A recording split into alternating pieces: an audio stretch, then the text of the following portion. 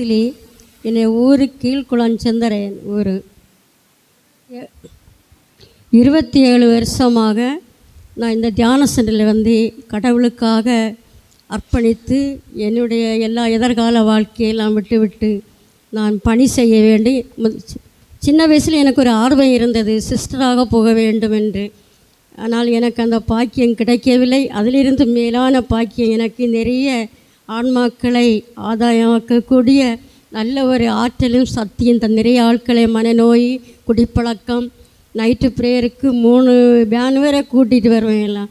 இப்போ எனக்கு கால் பலவீனமாக இருப்பதனால் கொஞ்சம் கஷ்டமாக இருக்கிறது. கொஞ்சம் ஆட்கள் தான் வருவார்கள். என்னுடைய அப்பா அம்மா இருந்தாங்க. அப்பா அம்மையை கவனித்து விட்டு 3 நாள் கழித்து ஊருக்கு போவேன். சாப்பாடெல்லாம் வைத்து விட்டு நிறைய பொறுப்பு இருந்தது. ஆனால் அதை விட்டு ஆனால் எனக்கு நல்ல ஒரு ஆற்றலும் சத்தியம் கடவுள் எனக்கு இதுவரை தந்துட்டு இருக்கார். நான் ஒரு துன்பத்தை தான் கேட்டேன். ஆண்டவரே, என்னுடைய 21 வயதிலே நான் ஒரு துன்பம் கேட்டேன், திருமணம் செய்து கொடுக்க மாட்டார்கள் என்று. துன்பம் 6வது மாதம் எனக்கு ஆக்சிடெண்ட் ஆகிவிட்டது கால். அதிலும் ஆண்டவரே, என்னை படுக்கையில் இருந்த என்னை இந்த இடத்திலே தூக்கி கொண்டு என்னை சிலுவை சார் தான் கோட்டார் நற்செய்தி பணிக்குழுவிலே நான் பணி செய்து கொண்டு இருந்தேன். சார் கூட்டியிருந்தார். முதல்ல அங்கே வாடகை எல்லாம் இருந்து நிறைய உண்டு, கொஞ்சம் சுருக்கமாக சொல்கிறேன். ஆனாலும் கடவுள் என்னை அப்பா அம்மாக்கு அப்பா இறந்த 16வது நாள் எங்கள் அம்மா 28வது நாள் ஒரே மாதத்தில் தான் என்னுடைய அப்பா அம்மா நல்ல மரணத்தை ஆண்டவர் கொடுத்தார். அப்பாயும் பேசி கொண்டிருந்தது, அம்மையும் பேசி கொண்டிருந்தார்கள்.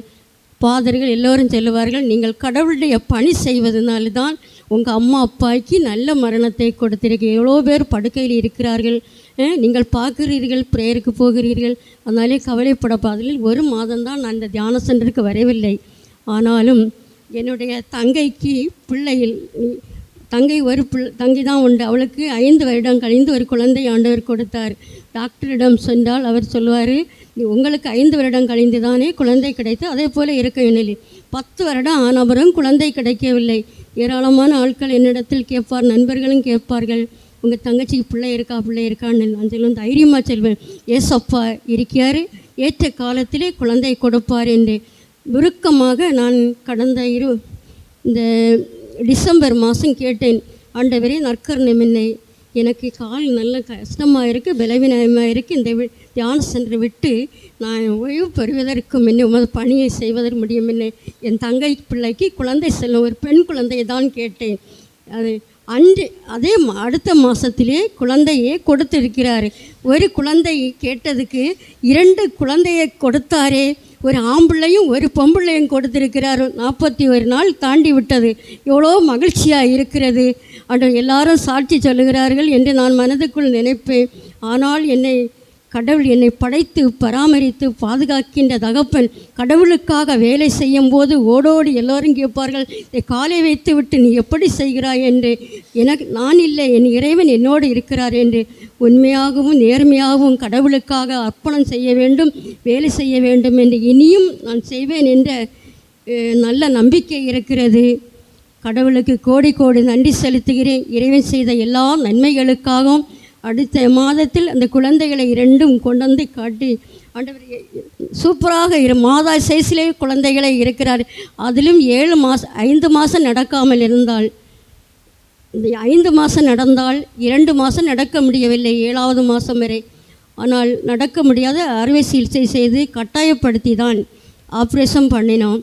ஆனால் 5 மாதமாக பிளட்டு போயிட்டே இருக்கு. டாக்டர் ஒன்றும் இல்லை என்று சொல்வார். 5 நாள் இருப்போம், 10 நாள் இருப்போம், ஆஸ்பத்திரி 2, திருப்பி வீட்டுக்கு வர்றது வழக்கமாக இருந்தது. 2 மாதம் பிள்ளையே பாத்ரூமுக்கு சிறு குழந்தை போல் தான் தூக்கிட்டு கொண்டு செல்வார்கள். ஆனாலும் 7 பாட்டில் அறுவை சிகிச்சை நேரத்திலே பிளட்டு வேணும் என்று கேட்டார்கள். நான் சொன்னேன், நம்மளோடு இயேசு கிறிஸ்து இருக்கிறார், என் தகப்பன் இருக்கிறார், நம்ம ஜெபிப்போம். ஒரு பாட்டிலுக்கு இந்த பிளட்டு தேவையில்லை. 7 பேரை கொண்டு வந்து வைத்திருந்தார். 5 ரூபாய்க்கு செலவில்லாமல் இறைவன் விசுவாசத்தோடு நம்பிக்கையோடு தாழ்ச்சியோடு கேட்கும்போது கேட்கும் வரம் தருவார். நான் சிஸ்டராக போயிருந்தால் எனக்கு இப்படி பணி செய்ய முடியாது, ஏராளமான ஆட்களை கொண்டு வர முடியாது. ஆனால் திருமணம் செய்திருந்தாலும் இந்த மகிழ்ச்சி எனக்கு கிடைக்காது. ஆனால் கடவுளுக்கு ஒவ்வொரு நாளும் நன்றி சொல்லுவேன். என்னை தனியாக இருப்பதில்லை, ஒரு மரமாக இருந்த என்னை பல மரமாக என்னை மாற்றியிருக்கிறார். எல்லோ சகோதர சகோதரிகள், எனக்கு உங்களைப் போன்றவர்கள் நான் திருமணம் வந்தாலும் எல்லா காரியத்துக்கு என்னை தான் முதல் அழைப்பார்கள். நான் படிக்கவில்லை, 4ஆம் கிளாஸ் சரியாக போகவில்லை, 2 தான் படித்தேன். ஆனாலும் என்னை எடுத்து பயன்படுத்துகிறாள். இனியும் நீ ஆண்டவருடைய சுத்தம் நிறைவேறட்டும் என்று தான் அது நன்றி செலுத்துகிறேன். இறைவா உமக்கு நன்றி. எல்லாரும் வந்திருக்கிறவர்கள் சோர்ந்து போகக்கூடாது. ஆண்டவரின் சுத்தம் ஏதோ அது நிறைவேறட்டும் என்ற நம்பிக்கையோடு இருங்கள். நன்றி, வணக்கம்.